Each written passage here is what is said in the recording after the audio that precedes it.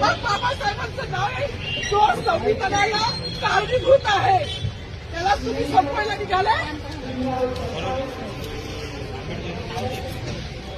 पालकमंत्र्यांची फार मोठी चूक आहे मॅडम, माफी मागणार नाही, पण पालकमंत्र्यांची सुपत्रात घ्यावी.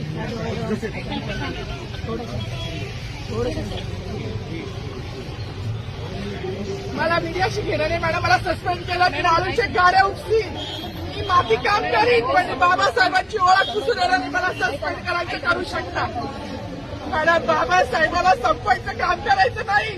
26 जानेवारी 15 ऑगस्ट मध्ये मी नाही मानत, पण लोकशाही मॅडम तुम्ही सुद्धा संविधानामुळे आहात, पालकमंत्री सुद्धा पालकमंत्री संविधानामुळे आहे.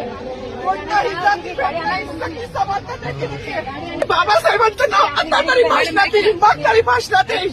ज्या लोक संविधानाला लोकशाहीला कारणीभूत नाही त्यांची नावं वारंवार घेतली गेली, मग